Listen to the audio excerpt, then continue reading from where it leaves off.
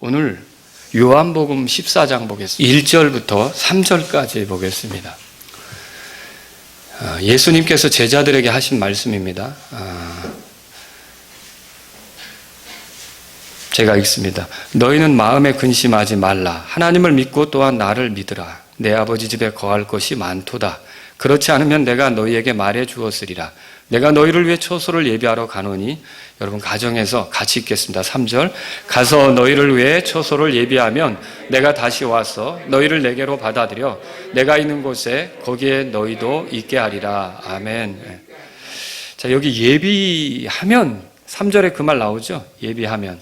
오늘 제가 여러분에게 드릴 말씀의 제목이 예수님께서 우리를 위해 예비하신 것들, 이런 제목이 되겠습니다. 자, 지금 예수님께서 이 말씀을 하시기 전에 예수님께서 제자들에게 이렇게 반복해서 하시는 말씀이 있었어요. 그게 어떤 말이냐면 13장 한번 보실래요? 거기 13장에 보시면 33절에 어린아이들아, 내가 아직 잠시 동안은 너희와 함께 있노라.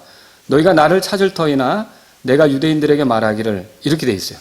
내가 가는 곳에 너희가 오지 못하리라 한 것 같이 지금 너에게도 그렇게 말하노라. 그러면 이 말을 보니까 예수님이 그 제자들하고 계속 같이 있겠다는 말입니까? 떠나간다는 뜻입니까? 네, 떠나간다는 뜻입니다. 그리고 또 이게 한 번만이 아니라 36절에도 보세요. 시몬 베드로가 그분께 이르되 주여 어디로 가시나이까? 그러니까 주님이 가신다니까 어디로 가냐고 묻는 거죠. 그때 예수님께서 그에게 대답하시되 내가 가는 곳에 내가 지금은 따라올 수 없으나 나중에는 따라오리라 하시거늘. 그러면 이 말씀도 보니까 분명히 예수님께서 지금 떠나가시는 게 맞아요. 그리고 베드로는 지금 예수님이 가시는 곳에 대해서 알아요? 몰라요? 모르니까 물어보는 거죠. 도대체 어디로 가십니까? 근데 예수님이 뭐라고 말씀하십니까? 지금은 내가 가는 곳에 올 수 없지만 나중에 너 올 거다. 이렇게 얘기하잖아요. 자, 그러면 예수님께서 계속 반복적으로 이렇게 제자들을 떠나가신다고 할 때 제자들의 심기가 어땠을까요? 잘 됐네. 예수님이 우리들을 데리고 다니면서 이것저것 힘든 거 많이 시켰는데 뭐 이렇게 좋아했을까요? 그렇지 않습니다. 그 제자들이 느낄 때는 예수님이 떠난다니 이게 너무 불편한 거예요. 왜 이게 불편하냐면요. 사실 예수님의 제자들은 모든 걸 버리고 주를 따르게 된 거예요. 그러니까 자기들이 하던 일이 있었단 말이에요. 예를 들어서 그 베드로하고 요한 같은 경우는 어부의 생업을 버렸고요. 그리고 레위는 어때요? 세리였잖아요. 그 세리를 버렸고요. 그 어떤 사람은 정치적 입장을 버렸고요. 또 어떤 사람은 자기 고향을 버렸어요. 이렇게 하면서 모든 걸 버리고 주님과 함께 있기 위해, 예수님과 함께 있기 위해서 이렇게 지금 주님을 따라 나선 거란 말이에요. 그래서 여태까지 이렇게 한 몇 년 동안 같이 예수님하고 지냈는데 갑자기 예수님이, 더군다나 이 제자들이 기대했던 건 뭐냐면 예수님이 왕으로서 등극하지 않을까, 왕국을 가져오지 않을까. 그러면 그 예수님이 왕으로서 등극할 때 우리도 예수님을 따랐기 때문에 그 왕국의 1등 공신이 되어서 결국은 주님과 같이 통치하지 않을까, 이런 기대를 잔뜩 하고 있었는데 예수님께서 떠나가신다고 하니까 심기가 어떻겠어요? 많이 불안하고 불편하고 근심이 되었겠죠. 그래서 예수님이 이들에게 뭐라고 그래요? 1절에 보세요. 14장 1절에 너희는 마음에 근심하지 말라. 하나님을 믿고 또한 나를 믿으라. 그렇게 말하잖아요. 그 예수님께서 이 말씀을 하시는 게 뭐예요? 자, 하나님의 계획이 있다. 그리고 나는 그 하나님의 계획대로 가는 거다. 그러니까 하나님의 계획을 존중하고 하나님을 믿으면서, 그리고 그 하나님의 계획에 따라 내가 이렇게 하는 거에 대해서 신뢰하고 또 내가 그렇게 하는 거에 대해서 나를 믿으면서 마음에 근심하지 말라. 이렇게 지금 말하는 거라는 거죠. 그러면 여러분, 이 예수님께서 결국 그들의 기대와는 맞지 않지만 떠나가시는데 이 떠나가시는 게 무엇 때문이냐 생각해 볼 수 있겠어요? 하나님의 계획 때문에 그래요. 하나님께서 예수님을 보내신 계획이 있어요. 그걸 이루기 위해서 예수님께서 지금 떠나가시는 거라는 거죠. 예수님은 겟세마네 동산에서 기도하실 때 이렇게 기도했어요. 내가 아버지를 땅에서 영화롭게 하였사오니 곧 내가 아버지께서 내게 하라고 주신 일을 끝마쳤나이다. 요한복음 17장 4절. 그러면 이 구절을 읽어보니까 뭐가 써 있어요? 예수님이 그냥 이 땅에 온 게 아니라 아버지가 하라고 주신 일이 있어서 그 일을 끝마치기 위해서 왔다는 걸 알 수 있잖아요. 그럼 지금 예수님이 어디로 나아가는 거냐면 십자가로 나아가는 거거든요. 이 십자가로 나아가는 것은 그런 아버지께서 하라고 주신 일을 끝마치기 위해서 지금 십자가로 나아가고 있다. 그렇게 볼 수 있는 것이죠. 근데 이 십자가로 나아가서 하시려고 하는 일이 궁극적으로 뭐예요? 저와 여러분들을 죄에서 건져 하나님께로 데려가는 그 일 아닙니까? 우리가 하나님과 가까워지도록 하는 그 일 아닙니까? 근데 이거 제자들이 거둘 수 있는 일이에요? 도울 수 있는 일이에요? 절대 그렇지 않습니다. 이것은 예수님만이 하실 수 있는 일이에요. 그래서 제자들도 따라갈 수가 없는 거고 예수님만이 혼자 이 십자가의 길을 가시는 거다 이거죠. 제자인 베드로가 그 당시 이거 이해했습니까? 이해 못했죠. 그래서 요거 말고 마태복음에 읽어보면 또 뭐가 나오냐면 주님이 내가 예루살렘에 올라가서 백성의 장로들하고 제사장, 서기관들에게 죽임당한다고 하니까 베드로 그때 뭐라 그랬어요? 주여, 그럴 수 없나이다 그렇게 하면서 막았잖아요. 그게 베드로가 예수님이 하나님의 계획대로 십자가로 나아가고 있다는 걸 아는 거예요? 모르는 거예요? 모르는 거죠. 근데 이런 베드로가 예수님이 지금 십자가로 나아가는 이 목적, 이유, 이것을 나중에는 알았을까요? 나중에. 알았죠. 알았으니까 어떻게 합니까? 베드로전서 3장 18절 이렇게 써 있어요. 그리스도께서 죄들로 인하여 한 번 고난을 받으사 의로운 자로서 불의한 자를 대신하셨으니 이것은 그분께서 육체 안에서 죽임을 당하셨을 때 성령으로 말미암아 살아나셔서 우리를 하나님께로 데려가려 하십니다. 그러니까 베드로는 나중에는 알게 된 겁니까? 알게 된 거죠. 그 당시는 몰랐지만 알게 된 거예요. 그런데 예수님은 그 당시 아무것도 모르는 제자들에게 근심하지 말라고 하면서 내가 너희를 위해 예비하러 간다. 이렇게 말씀하셔요. 그래서 오늘 제가 여러분하고 이렇게 살펴보려고 하는 게 뭐냐. 이렇게 자기를 믿는 죄인들의 죄를 해결해 주면서 하나님께로 데려가고자 하는 예수님께서 그렇게 자기를 믿는 사람들을 위해 뭔가를 준비하시는 건데 도대체 뭘 준비하시는지 이걸 여러분하고 이 말씀을 통해 살펴보자는 거죠. 자, 이게 제자들을 위해 준비한 건데 이게 왜 저와 여러분에게도 중요한 겁니까? 우리도 제자들이 전한 베드로가 전한 바울이 전한 그 복음대로 우리도 예수님을 믿잖아요. 그러면 이 제자들을 위해 예비된 것이 제자들에게만 국한된 게 아니라 저와 여러분에게도 해당되는 사항이에요. 그러니까 주께서는 우리를 위해 이것들을 예비하셨다는 걸 오늘 우리가 말씀을 통해서 확인할 필요가 있는 거죠. 그러면서 이 세상을 살아가는데 여러분이 좀 덜어 힘들고 어렵지만 예기치 못한 상황을 만나지만 이렇게 주님이 우리를 위해 예비하신 것으로 인해 기쁨을 잃지 않고 믿음으로 담대히 용기 있게 나가는 그런 성도들이 될 수 있기를 바랍니다. 그런 뜻으로 이 말씀을 드리는 거예요. 그러면 주님께서 예비하신 세 가지를 여러분 이 본문을 통해서 또 말씀을 드리려고 하는데 뭘 예비했을까요? 첫 번째는 그들을 위한 처소를 예비했어요. 예수님이 이렇게 말씀하셨어요. 2절 우리 같이 읽어보죠. 2절 내 아버지 집에 거할 곳이 많도다. 그렇지 않으면 내가 너희에게 말해주었으리라. 내가 너희를 위해 처소를 예비하러 가노니. 처소를 예비하셨어요. 여기에 이제 거할 곳이란 말도 나오죠. 이 거할 곳이란 말이 영어로 맨션이에요. 여러분 우리가 주택을 맨션 그렇게 부르잖아요. 그런 것처럼 이거는 근사한 저택을 얘기하는 거예요. 주님께서 자신을 따르는 자들에게 준비한 게 뭐냐? 이런 근사한 거주지를 아주 아름다운 거주지를 준비해 두셨다는 거죠. 자, 우리가 최근 몇 주 동안 요한계시록을 공부했어요. 여러분 그러면 대답하실 수 있을 거예요. 믿지 않는 자들이 영원히 거하게 될 처소, 그것은 불의 호수라는 걸 여러분이 알고 있어요. 그러면 예수님을 믿고 죄들을 용서받은 사람들이 영원히 거하게 될 처소는 어디입니까? 새 예루살렘입니다. 맞습니다. 새 예루살렘이 우리의 거주지죠. 새 예루살렘은 지금 어디에 있습니까? 하늘에 있습니다. 그래서 하늘에 있는 예루살렘이라고 히브리서 12장에 말하고 있죠. 갈라디아에서도 위에 있는 예루살렘이라고 말하고 있고요. 그 하늘에 있어요. 그래서 어떻게 보면 우리가 죽으면 우리 혼이 가게 될 곳이기도 해요. 그리고 나중에 지금은 하늘에 있지만 나중에 천년왕국 끝에는 이 새 예루살렘이 어디로 옮겨옵니까? 땅으로 옮겨오죠. 그럼 이 땅으로 내려온 새 예루살렘은 부활한 우리가 부활한 몸을 가지고 들어가서 영원히 살게 될 곳이죠. 여러분 이거 우리가 지금 계시록을 공부하면서 배우셨죠? 이런 새 예루살렘이 우리에게 있다는 거예요. 지금은 하늘에 있기 때문에 낙원이라고 불리고 있고요. 셋째 하늘이라고 불리고 있고요. 그렇지만 이것이 결국 이 땅으로 내려와서 우리가 영원히 거할 처소가 된다는 거죠.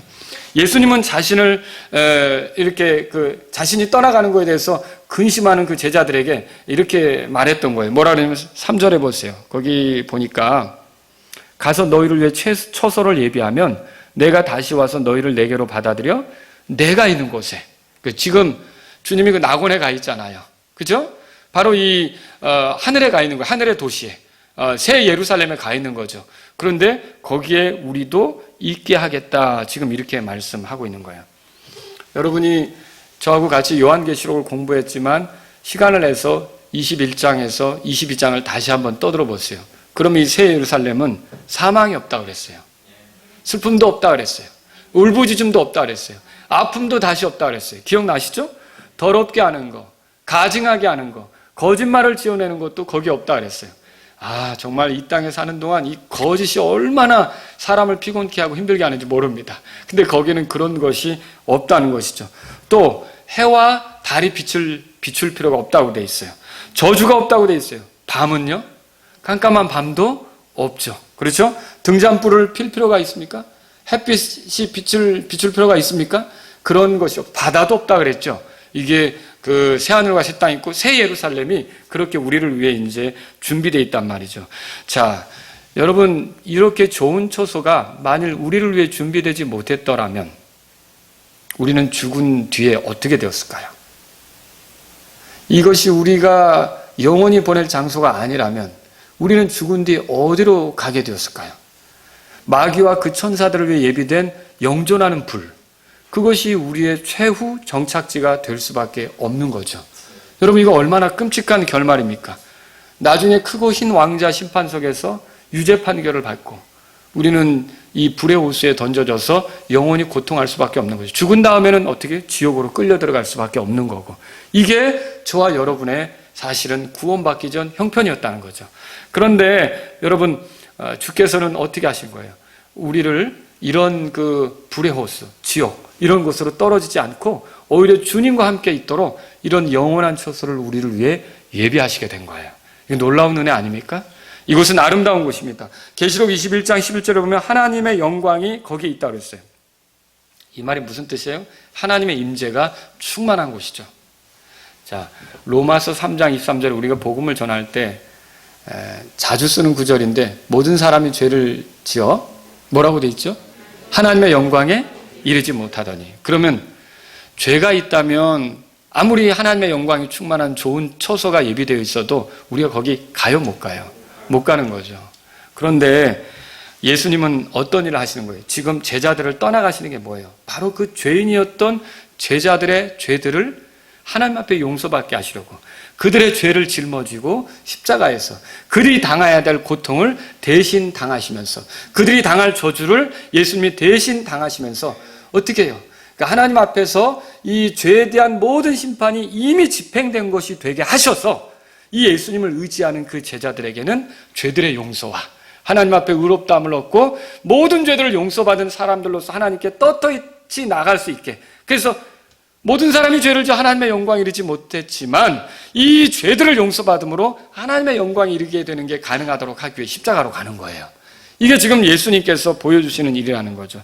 비록 죄인이었지만 그 자기의 모든 죄들이 예수님 피로 용서받는다고 믿는 사람은 결국 예수님이 준비하신 처소로 가는 겁니까? 네, 가는 거죠. 여러분은 모든 죄들을 예수님을 통해 용서받으셨습니까? 예수님의 십자가에서 흘리신 피가 나의 죄 때문에 흘러진 거라고 믿으십니까? 그리고 그 피면 내가 살아온 날들의 죄, 무덤으로 들어갈 때까지의 죄, 이 모든 죄들이 예수님의 피로 다 용서되는 걸 믿으십니까? 다른 어떤 그 수고로 이렇게 그 예수님의 피가 한 일이 무슨 부족한 것처럼 도울 필요도 없이 예수님의 피밖에 없고 예수님의 피로 충분하다고 믿으십니까? 그럼 여러분은 이 처소가 여러분을 위해 준비된 것이고 여러분은 그리로 들어갈 것이며 주와 함께 영혼을 보내게 될 걸 믿으시기 바랍니다. 그런데 만일 이 예수님의 피가 나랑 무관하다고 생각해요. 그 피는 왜 흘려졌어요? 나의 죄를 씻기 위해서 흘려졌잖아요. 근데 내가 죄를 해결하는 방법을 다른 데서 찾는 거예요. 내가 교회에 오래 다닌 걸로 죄를 해결받을 수 있다고 생각하거나 내가 봉사활동을 잘한 걸로 죄들을 용서받을 수 있다고 생각하거나 이렇게 하면서 그 피를 존중하지 않는 거예요. 그럼 그 사람은 죄들을 용서받을 수 있습니까? 용서받지 못한 사람으로서 결국 어떻게 되는 거예요? 그 예수님이 준비하신 처소가 아니라 심판의 장소로 들어갈 수밖에 없는 거죠. 그러나 예수님이 나의 죄 때문에 심판받았다고 믿으면 여러분은 심판의 장소로 들어가는 게 아니라 예수님이 준비하신 처소로 가게 되는 거예요. 사람이 살아가면서 정말 중요한 게 무엇이냐? 언젠가는 이 세상 떠난다는 거 아닙니까? 그 떠난다는 걸 생각하지 않고 죽는다는 걸 생각하지 않고 마냥 여기서 거할 것처럼 사는 것은 어리석은 짓입니다. 누가복음 12장에 나오는 부자가 왜 어리석다는 소리를 들었어요? 언젠가는 혼이 그 몸을 떠나고 그가 쌓아놓았던 것을 다 잃어버릴 때가 있는데도 죽음 이후에 대해서는 하나도 준비하지 않고 노후만을 위해서 창고가 넘쳐나니까 또 다른 창고를 지을 생각만 했고 이러니까 어리석다는 소리를 듣는 거 아닙니까? 여러분, 우리 노후보다 더 중요한 게 우리 죽음 이후입니다. 그렇게 믿으십니까? 문제는 이 죽은 이후에 갈 곳이 있느냐는 거죠. 죽은 이후에 갈 곳이 있으세요? 이게 문제죠. 오늘날 사람들은요, 이 죽음 이후에 갈 곳에 대한 생각을 안 하고 세상의 음악, 또 볼거리, 그리고 또 재미있는 거, 이런 거에 빠져서 돈벌이, 더 모으는 거, 사람 인맥 넓혀가는 거, 이런 재미에 빠져서 죽음 이후에 대해서 갈 곳을 준비하지 않는 사람들 많습니다. 이 사람들 나중에 후회하게 될 거라는 거예요. 제가 최근에 이제 LA에 한국인 노숙자가 많다는 얘기를 듣게 됐어요. 어떤 뉴스를 통해서. 그런데 이 사람들이 돈 벌겠다고 미국에 갔는데 말하자면 사업이 뜻대로 안 된 거예요. 그리고 언어도 잘 통하지 않으니까 미국인 사회로 들어가지도 못하는 거예요. 그래서 어떻게 됐냐면 노숙자로 전락한 거죠. 근데 이 사람들이 고국으로 돌아오지도 못하고 그렇게 길거리에서 텐트 치고 살면서 노숙자 생활하는 사람들이 많대요. 그게 참 안타까운 사연들을 제가 접하게 된 거죠. 근데 정말 여러분 안타까운 게 뭐냐면 이거보다 더 끔찍한 게 뭐냐면 혼의 노숙자예요. 말하자면 우리가 하루 일과를 마치면 가야 될 집이 있는 게 우리에게 평안함을 주잖아요. 안식이 될 수 있고요. 그런데 이거 보세요. 우리 인생을 마치고 나서 갈 곳이 제대로 이렇게 예비되어 있지 않은 거예요. 예수님은 우리가 갈 곳을 예비해 주시는 분이세요. 근데 예수님을 믿지 않으면 예수님이 예비한 곳에 들어갑니까? 못 들어가죠. 그 사람이야말로 혼의 노숙자가 돼서 갈 곳을 얻지 못한 사람이 되어 비참한 곳에 떨어지는 거예요. 죄인들이 가는 심판의 장소로 들어갈 수밖에 없는 거죠. 그래서 여러분에게 여쭙고 싶어요.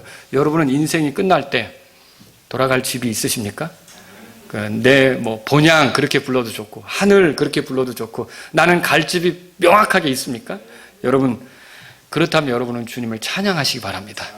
나는 이 땅에서 인생을 접어도 정말 이렇게 불편한 게 아니라 오히려 더 주와 함께 있게 되는 처소가 있다. 이런 걸 여러분이 믿으신다면 주 안에서 기뻐하시고 찬송하시기 바랍니다. 그러나 만일 나는 그게 아직 준비가 되어 있지 않다. 그렇다면요, 너무 늦기 전에 예수님을 여러분의 구원자로 모시고 받아들이셔야 합니다. 예수님께서 이 땅에 오신 이유가 바로 여러분을, 그런 죄인들을 구원하기 위해서 오신 거고, 그런 죄인들 때문에 십자가로 나가셔서 피 흘리시며 그 죄인들의 죄들이 용서받도록, 하나님 앞에 용서받도록 희생물이 되주셨던 거예요. 이 예수님을 믿으면 예수님이 이제 예비하신 처소, 그 하늘의 처소, 이곳으로 여러분이 가게 된다는 걸 믿고 예수님을 구주로 받아들이시기를 바랍니다. 자, 제가 첫 번째로 예수님이 믿는 자들, 성도들을 위해 준비한 게 뭐라 그랬어요? 처소를 예비했다고 했죠. 두 번째 겁니다. 두 번째는 부활을 예비하셨습니다. 뭐라고요? 부활. 예수님께서 말씀하셨어요. 3절에 보면 가서 너희를 위해 처소를 예비하면 내가 다시 와서. 근데 내가 다시 와서, 이 말을 여러분이 그냥 넘어갈 수 있지만 만약 죽음으로 끝난다면 다시 올 수 있습니까? 못 오죠. 근데 내가 다시 온다는 말은 뭐예요? 그분이 죽음으로 끝나는 게 아니라는 거죠. 그럼 뭘 얘기하는 거예요? 부활하신다는 걸 말하고 있다는 거죠. 자, 예수님은 실제로 십자가에서 죽으신 뒤 셋째 날에 다시 살아나셨잖아요.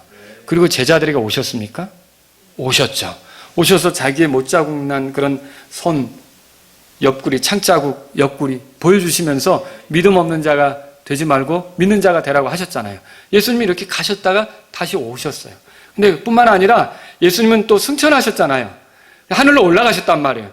지금 이제 셋째 하늘로 올라가셨는데, 낙원으로 가셨는데, 예수님께서 그리로 가시면서 이렇게 이제 제자들에게 소망을 주셨고 다시 온다는 약속들을 하셨단 말이에요. 근데 예수님이 올라가실 때 제자들이 그걸 바라보고 있었는데, 사도행전 1장에 보면 그 흰옷을 입은 두 남자가 한 말이 있잖아요. 뭐라고 그랬습니까? 너희 갈릴리 사람들아, 너희가 어찌하여 서서 하늘을 바라보느냐? 너희를 떠나 하늘로 들려 올라가신 이 동일한 예수님께서는 너희가 그분께서 하늘로 들어가심을 본 그대로 오시리라. 여러분, 예수님께서 다시 오신다는 걸 믿으십니까? 예수님 다시 오셔요. 그러면 예수님이 왜 다시 오실까요? 왜 다시 오실까요? 부활하신 예수님이 왜 다시 오실까요? 여러분, 예수님은 신실한 분이십니다. 믿을 만한 분이세요. 아니, 요한복음 14장 1절에 하나님을 믿고 또한 나를 믿으라고 그랬어요. 그럼 우리가 예수님이 믿을 만한 분이라는 걸 알고 있잖아요. 그럼 예수님이 하신 말씀들은 틀림없이 이루어질 거라는 거죠. 근데 예수님이 뭘 말씀하셨어요? 요한복음 11장 25절 26절에 들어보세요. 나를 믿는 자는 죽어도 살겠고, 또 누구든지 살아서 나를 믿는 자는 결코 죽지 아니하리라. 여러분 읽어보셨죠? 이 말씀처럼 예수님은 죽은 자를 살리시기 위해 오시는 거예요. 그리고 살아서 그분을 믿었던 자들을 죽음을 보지 않게 하려고, 변화시키려고 예수님께서 오신단 말이죠. 그럼 예수님은 왜 오시는 거예요? 바로 부활 때문에, 우리의 부활 때문에 오신다는 거죠. 자, 데살로니가전서 4장 보세요. 데살로니가전서 4장. 데살로니가전서 4장 16절 보세요. 주께서 호령과 천사장의 음성과 하나님의 나팔 소리와 함께 친히 하늘로부터 내려오시리니, 이건 이제 주님이 다시 오신다는 말씀이죠. 그리스도 안에서 죽은 자들이 먼저 일어나고, 이게 예수님 말씀하셨던 나를 믿는 자는 죽어도 살겠고에 해당하는 거예요. 그 다음에 17절에 그 뒤에 살아서 남아있는 우리가 죽음을 봐요, 안 봐요? 안 보죠. 오히려 변화되죠. 우리가 그들과 함께 구름들 속으로 채워 올라가 공중에서 주를 만나리라. 그렇게 돼 있잖아요. 이게 바로 살아서 나를 믿는 자는 결코 죽지 아니하리라. 그 말씀 있죠? 그 말씀의 성취라는 것이죠. 그래서 예수님께서는 이렇게 우리의 부활과 변화를 위해서 다시 오신다는 거죠. 여러분, 주님의 약속들을 보시죠. 요한복음 6장으로 가보세요. 주님께서 약속하신 게 있어요. 신실하신 주님이 뭘 약속하셨나 보세요. 39절에 나를 보내신 아버지의 뜻은 이것이니 곧 그분께서 내게 주신 모든 것 중에서 내가 하나도 잃지 아니하고, 뭐라고 되어 있죠? 마지막 날에 그것을 다시 일으키는 것이니라. 마지막 날에 다시 일으킨다는 게 뭐예요? 이게 하나님께서 예수님에게 오도록 그렇게 이끌어 주신 사람들을 부활하게 한다는 거 아닙니까? 40절 보세요. 나를 보내신 분의 뜻은 이것이니 곧 아들을 보고 그를 믿는 모든 자가, 예수님을 믿는 모든 자가 영존하는 생명을 얻는 것이니라. 마지막 날에 내가 그를 뭐라고 돼 있어요? 일으킨다. 그렇게 돼 있죠. 그러니까 주님은 뭘 약속했어요? 부활을 약속한 거예요. 자, 신실하신 주님께서 이 약속 이루실까요? 언제 이루신단 말이에요? 그분이 다시 오실 때 그게 이루어지게 한다는 거예요. 또 요한복음 6장 거기 44절 보세요. 그 밑에 나를 보내신 아버지께서 이끌지 아니하시면 아무도 내게 올 수 없으며 내게 오는 그를 뭐라고 돼 있어요? 마지막 날에 내가 일으키리라. 요한복음 6장 54절에도 보세요. 누구든지, 같이 읽겠습니다. 누구든지 내 살을 먹고 내 피를 마시는 자에게 영원한 생명이 있나니 마지막 날에 내가 그를 일으키리라. 지금 뭘 약속하고 있어요? 이게 이 모든 약속들이 예수님을 믿는 자들, 예수님께 속한 자들을 그냥 죽음으로 끝나게 하는 게 아니라 마지막 날에 다시 일으킨다. 주님이 왜 오시는 거예요? 주님이 왜 오시는 거예요? 왜 떠나가시고? 이게 부활을 위해서. 그러면 주님이 이 제자들을 위해 예비한 게 뭐예요? 그들의 부활을, 생명의 부활을 예비하고 있다는 거죠. 저와 여러분을 위해서도 이 생명의 부활을 예비하고 있음을 믿으시기 바랍니다. 죽음이 슬픔을 일으키는 건 사실이죠. 그리스도인들도 죽으면 슬프죠. 왜요? 헤어지니까. 서운하잖아요. 여러분들이, 그리스도인들이 이제 누가 죽었다고 그래서 가족을 잃거나 이렇게 해가지고 눈물을 흘릴 때 믿음 없이 눈물을 보여 이렇게 하는 게 아니라는 거죠. 그거 다 슬픈 일이에요. 우리가 감정이 있는데. 근데 이제 다만 다른 점이 있다면 우리가 눈물을 흘리고 서운해하지만 우리에게는 절망은 없죠. 왜 그렇습니까? 우리가 지금은 이렇게 보내지만 언젠간 다시 만날 거고요. 다시 일어날 걸 믿는 거 아닙니까? 이게 왜 그래요? 주님이 우리를 위해 부활을 예비하셨기 때문이라는 거죠. 그래서 주께서 이 제자들을 떠나가신 것은 왜 그렇게 떠나가신 거냐? 바로 그들을 위해 죽으시고 부활하신 뒤에 부활의 첫 열매가 되셔서 이 예수님을 따른 자들도 부활의 첫 열매가 되신 예수님처럼 부활하게 하려고 이렇게 떠나가신 거예요. 그래서 예수님은 궁극적으로 뭘 원하셨느냐? 내가 있는 곳에 거기에 너희도 있게 하리라. 여러분 거기 데살로니가전서 아까 4장 거기 보면 17절에 이렇게 써 있었어요. 그 뒤에 살아서 남아있는 우리가 그들과 함께 구름들 속으로 채어 올라가 공중에서 주를 만나리라. 그리하여 우리가 항상 주와 함께 있으리라. 정말로 주님이 원하시는 바는 뭐냐? 우리가 그분과 함께 있는 거예요. 근데 이걸 어떻게 이루시느냐? 우리를 처소로 인도하는 것도 있고 부활을 통해 우리가 항상 주와 함께 있도록 그렇게 이끄시는 것도 있다는 거죠. 아시겠죠? 그래서 우리는요, 이 주님이 부활을 우리를 위해 예비하셨다. 이걸 믿으면서 가야 되는 거예요. 그러니까 이 삶이 끝이 아닌 거예요. 죽음이 전부가 아닌 거죠. 이게 어떻게 일어납니까? 눈 깜짝할 사이 일어나죠. 그래서 고린도전서 15장 51절 53절에 보라 내가 너에게 한 가지 신비를 보이노니 우리가 다 잠자지 아니하고 마지막 나팔 소리가 날 때 눈 깜짝할 사이에 순식간에 다 변화되리라. 나팔 소리가 나며 죽은 자들이 썩지 아니할 것으로 일어나고 우리가 변화되리니. 보세요. 죽은 자들이 썩지 아니할 것으로 일어나고, 이건 나를 믿는 자는 죽어도 살겠고 거기에 해당하는 거고요. 또 여기 이렇게 돼 있어요. 우리가 변화되리니. 그때까지 살아있는 사람들은 어떻게 되는 거예요? 죽음을 보지 않고 변화되는 거죠. 자, 이 썩을 것이 반드시 썩지 아니함을 입고 이 죽을 것이 반드시 죽지 아니함을 입으리로다. 여러분이 가지고 있는 육체가 쇠하여지고 검버섯도 생기고 이렇게 주름도 생기고 뼈도 옛날 같지 않고 어디 여기저기 쑤시고 눈도 시력도 떨어지고 귀도 잘 안 들리는 것 같고 씹는 것도 시원찮고 소화도 잘 안 되는 것 같고 많은 육체의 문제가 생기고 이런 것들로 인해 좀 힘들 수도 있겠지만 여러분 기억하십시오. 썩지 않을 몸을 입을 때가 있다는 거죠. 주님은 우리를 이렇게 부활로 이끄시기 위해서 십자가로 가셨던 거예요. 자, 여러분 또 두 번째가 뭐라 그랬죠, 여러분? 부활을 예비하셨다 그랬죠. 첫째는 뭐였어요? 처소. 두 번째는 부활. 세 번째는 뭐냐면 보상을 예비하셨어요. 뭘 예비하셨다고요? 보상을 예비하셨어요. 주님은 오늘 본문에 보니까 내가 다시 와서 그렇게 말했어요. 그럼 왜 다시 오시는 겁니까? 지금 말씀드린 것처럼 우리의 부활을 위해서 오시잖아요. 근데 아침에 여러분 설교 들으셨을 거예요. 인터넷으로 유튜브로 여러분이 들으셨을 텐데 계시록 22장 10절에 보면 보라 내가 속히 오리니 내가 줄 보상이 내게 있어 각 사람에게 그의 행위에 따라 주리라. 그렇게 말했어요. 그러면 예수님이 왜 오는 거예요? 우리에게 자신이 준비하신 보상을 주시게 오신다는 거죠. 여러분과 저는 이 보상받을 날을 기다릴 필요가 있는 거예요. 이게 예비되어 있는 거죠. 그러면 보상이라는 것은 무엇 때문에 주어지는 겁니까? 우리가 이 땅에서 주님 때문에 어떻게 고난을 겪었는지, 어떻게 손해를 봤는지, 어떻게 희생을 했는지, 어떻게 헌신을 했는지, 어떻게 섬겼는지, 이게 주님 때문에 우리가 어떻게 했는지에 따라서, 그러니까 행위에 따라서죠.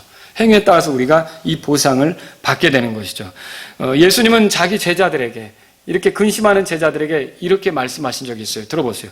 예수님께서 그들에게 이르시되 진실로 내가 너에게 이르노니 다시 나게 하는 때 그 사람의 아들이 자기의 영광의 왕자에 앉을 때에 나를 따른 너희도 12왕자에 앉아 이스라엘의 12지파를 재판하리라. 또 내 이름으로 인해 집이나 형제나 자매나 아버지나 어머니나 아내나 자녀나 토지를 버린 모든 자는 100배를 받고 또 영존하는 생명을 상속받으리라. 주님은 모든 것을 버리고 따른 제자들에게 보상을 약속하셨어요. 주와 함께 통치한다. 이걸 약속하셨죠. 보상은 어떻게 주어지는 겁니까? 행위에 따라서 주어지는 거예요. 행위.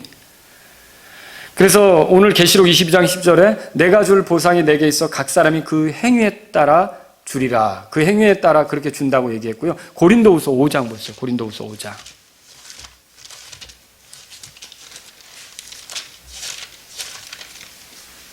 고린도후서 5장 10절. 우리가 반드시 다 그리스도의 심판석 앞에 나타나리니 이로써 각 사람이 좋은 것이든 나쁜 것이든 예수님이 행한 것에 따라 받아요? 뭐라고 돼 있죠? 자기가 행한 것에 따라 받는다 그랬어요. 예수님이 우리 안에서 능력이 됩니다. 예수님이 우리에게 은혜를 주십니다. 예수님이 우리가 할 수 있도록 힘이 되시는 거죠. 그런데 그 힘을 의지해서 내가 어떻게 했느냐에 따라서, 근데 그 힘이 있지만 그 힘을 의지하지 않고 욕심대로 살고 또 주님의 뜻에 맞추지 못하고 하면 보상이 있어요, 없어요? 없는 거죠. 그러나 그 힘이 내게 있고 은혜가 내게 있는데 그 힘에 의지하고 그 은혜에 의지해서 내가 주님을 기쁘게 했다면 자기가, 여기 보세요, 자기가 행한 것에 따라. 그러니까 이게 상 받는 게 예수님이 받는 거예요? 내가 받는 거예요? 내가 받는 거죠.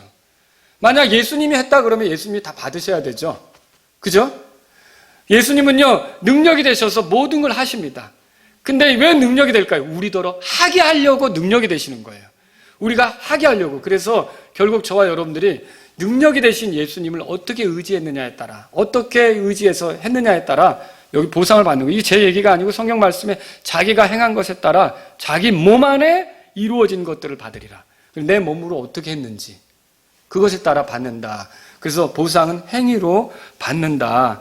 물론 여기에 믿음의 행위가 돼야 되고 주님을 사랑하는 의도로 해야 되는 거고 위선적인 행위가 되지 말아야겠죠. 그게 뭐예요? 주님을 의지해서 하는 행위가 되야겠죠. 보상은 드러나게 주십니다. 마태복음 6장 6절에 보면 그리하면 은밀한 가운데서 보시는 내 아버지께서 내게 드러나게 갚아주시리라. 그리스도의 심판석에서 드러날 것이고 이게 통치하면서 드러나게 될 거죠. 보상은 드러나게 주시는 거예요. 보상은 아무리 잘한다 해도 구원받지 못한 사람에게 주어집니까? 아니죠. 구원받지 못한 사람은 아무리 선한 일을 해도 이게 보상과는 상관없어요. 이 구원받은 사람에게만 보상에 해당하는 거예요. 근데 구원받았다고 해도 다 똑같은 보상은 아니죠. 고린도전서 9장에 뭐라고 써 있어요? 다 달릴지라도 상 받는 자는 하나다, 그렇게 돼 있어요. 너희도 이와 같이 상을 얻도록 뭐라고 돼 있죠? 달리라고 돼 있잖아요. 그렇죠? 우리가 이렇게 상을 얻도록 힘써야 되는 거예요. 이런 것들을 성경이 가르쳐주고 있는 거죠. 특히 여러분에게 아주 특별한 걸 가르쳐드리고 싶은데요. 이 성경에 나온 거예요. 고린도전서 3장으로 가보세요. 고린도전서 3장. 고린도전서 3장에 보면요, 이렇게 써 있습니다. 9절에 우리는 하나님과 함께 일하는 일꾼이요 너희는 하나님의 농사요. 너희는 교회죠, 교회. 고린도 교회 식구들을 얘기하는 거예요. 근데 그 끝에 하나님의 건물이니라 그랬죠. 그러면 교회를 뭐라고 표현한 거예요? 건물로 표현한 거죠. 건물은 뭘로 세워야 되는 거 아닙니까? 그렇죠? 뭘로 세우는데 10절에 보세요. 내게 주신 하나님의 은혜에 따라 내가 지혜로운 주 건축자로서, 바울은 자기가 주 건축자래요. 기초를 놓았고 다른 사람이 그 위에 세우되 저마다 어떻게 그 위에 세울지 주의할지니라. 그러니까 교회를 어떻게 세워갈지 주의하라는 거죠. 기초는 뭘까요? 그리스도죠. 그 다음에 그래서 11절에 아무도 이미 놓은 기초 외에 능히 다른 기초를 놓을 수 없나니 이 기초는 곧 예수 그리스도시니라 그랬어요. 그리고 이 기초 위에, 예수 그리스도 위에 교회를 세워가는데요, 하나님의 건물을 지어가는데요. 그런데 12절 보세요. 만일 어떤 사람이 이 기초 위에 금이나 은이나 보석이나 나무나 건초나 집을 세우면 각 사람의 일, 이 일이 수고, 행위, 그런 걸 얘기하는 거예요. 각 사람의 행한 거, 각 사람이 수고한 거, 이런 것이 드러날 건데 그날이 그것을 밝히 드러내리니 이는 그것이 불에 의해 드러나고 그 불이 각 사람의 일이, 각 사람의 행위가, 각 사람의 수고가 어떤 것인지, 어떤 종류인지 그것을 시험할 것이기 때문이라. 그래서 그 사람이 행한 것이 남아있으면 어떻게 되는 거예요? 14절 끝에 보상을 받고. 찾으셨어요? 근데 그 사람의 일이 불타면요, 보상의 손실을 당한다, 그렇게 돼 있죠. 그러면 이거 굉장히 중요한 얘기인데요, 보상이 뭐와 관계가 있느냐는 거죠. 보상은 교회를 세우는 것과도 관계가 있어요. 그 교회는 뭐예요? 구원받은 성도들이죠. 나 혼자 신앙생활하는 게 아니라 구원받은 성도들과 모여서 교회를 이루며 그들의 유익을 위해, 그들의 격려를 위해, 그들이 힘을 내고 분발하도록 하기 위해 내가 어떻게 섬겼는지에 따라서 이런 보상을 누리게 된다는 거죠. 여러분이 교회 생활 잘 하셔야 되는 거죠. 지금 이런 상황들은 이게 이 코로나 이런 역병의 사태가 길어지면서 우리 마음 느슨하게 할 수 있어요. 아, 이렇게 해도 교회 생활 가능한가 보다 만들어줄 수 있는 거죠. 여러분, 상황이 이렇더라도 우리 마음은 더욱 고삐를 죄이듯이 해가지고요. 빨리 복구돼서 내가 교회 세우는데 열심을 내는 그런 성도가 되겠다. 그 마음을 가지셔야 돼요. 교회가 얼마나 중요한지 몰라요. 여러분, 신약 성경이 어떻게 이루어져 있어요? 신약 성경은 대부분 교회에게 보내는 편지예요. 로마서, 고린도전후서, 갈라디아서, 에베소, 빌립보서, 골로새서, 그렇죠? 데살로니가 전후서 다 교회에게 보내는 편지예요. 신약 시대에 이렇게 신약 성경을 보면요, 목사들에게 보내는 편지도 있어요. 뭐예요? 디모데전후서, 디도서, 이런 목사들에게 보내는 거예요. 또 신약 성경은 어떤 것이 있습니까? 교회를 세우는 이야기가 기록되어 있어요. 사도행전 교회 세우는 이야기예요. 복음 전하고 혼을 얻고 교회 세우는 이야기죠. 신약 성경은요, 교회의 머리 대신 예수님에 관한 이야기예요. 마태, 마가, 누가, 요한복음 보세요. 예수님에 관한 얘기죠. 또 여러분, 신약 성경은요, 이 교회에게 주는 계시가 들어있어요. 요한계시록 아닙니까? 아시아 7교회에게 보내는 거잖아요. 그죠? 이런 그 신약 시대의 성도들은요, 교회를 떼놓고는 생각할 수가 없는 거예요, 생활을. 저와 여러분들이 교회를 어떻게 세웠느냐에 따라서 주님 앞에 이렇게 보상받는다는 걸 생각하시면서 가야 된다는 거죠. 주님은 우리를 위해 보상을 예비하셨어요. 여러분, 말씀을 좀 정리합니다. 오늘 우리는 주께서 우리를 위해 예비해 두신 걸 보았어요. 첫째는 뭐였어요? 처소죠. 우리가 궁극적으로 가게 될, 죽으면 가게 될, 그리고 부활해서 가게 될 영원한 처소를 마련해 놓으셨어요. 여러분은 그러니까 떠돌이가 아니에요. 나그네가 아니에요. 갈 곳이 있는 분들이에요. 그래서 순례자예요. 여러분 아시죠? 순례자. 정처 없이 떠도는 자들이 아니란 말이죠. 또 주님이 뭘 준비하셨어요? 부활을 준비하셨어요. 우리가 죽음으로 끝나지 않고 생명의 부활을 얻어서 주와 함께 영원히 있게 될 거라는 거죠. 또 뭘 준비하셨어요? 자, 우리가 이 땅에서 살 때 죽음 직전에 이르기까지 어떻게 살았는지에 따라 우리에게 보상해 주실 그 보상을 예비하셨단 말이죠. 오늘 저는 여러분들이 이런 것들을 준비하신 예수님을 생각하면서 상황이 어떻든지 항상 이 말씀을 기억하시라고 말씀드리고 싶어요. 뭐냐면 요한복음 14장에 나온 대로 하나님을 믿고 또한 나를 믿으라. 너희는 마음에 근심하지 말라. 상황이 어려워도 그렇게 가자는 거죠. 자, 때로는 우리가 기대하지 못했던 상황이 펼쳐질 수 있어요. 예기치 못한 상황이 올 수도 있다는 거죠. 지금 제자들에게 예수님이 떠난다. 이거 진짜 생각지도 못했던 상황이죠. 근데 이게 결국은 그들을 위해 뭔가 주시기 위해서 가는 거 아닙니까? 마찬가지죠. 우리가 우리 인생을 살아갈 때 예기치 못한 상황을 만나면 마음이 낙심이 될 수 있어요. 그러나 마음에 근심하지 말라고 하잖아요. 하나님을 믿으라고 하잖아요. 예수님을 믿으라고 하잖아요. 우리 눈에 보기에는 좀 낙심되는 상황인 것 같아도 근심되는 상황이지만 하나님께서는 모든 것이 합력하여 선을 이루게 하시는 걸 믿으십니까? 이렇게 하나님을 믿으신다면 저와 여러분들은 절대 상황에 의해서 낙심하거나 이럴 게 아니라 주님을 믿으면서 가야 되는 거죠. 여러분, 요셉은 힘든 노예 생활 끝에 이집트의 총리가 되었던 거 아시죠? 또 야곱은 집 떠나서 험한 그런 세월을 이렇게 외삼촌 집에서 노역하면서 수고하면서 보냈는데 그게 결국은 이스라엘 민족을 형성할 아들들을 낳고 아내를 얻고 또 풍성한 소유를 얻어가지고 오는 기회가 되는 거 아시죠? 또 여러분, 사도 바울은 어때요? 소아시아와 유럽 지역을 다니면서 얼마나 많은 고초를 겪었어요. 그러나 그런 고초가 결국 교회를 세우고 구원받는 혼들이 더해지게 하는 기회가 됐던 거 아시죠?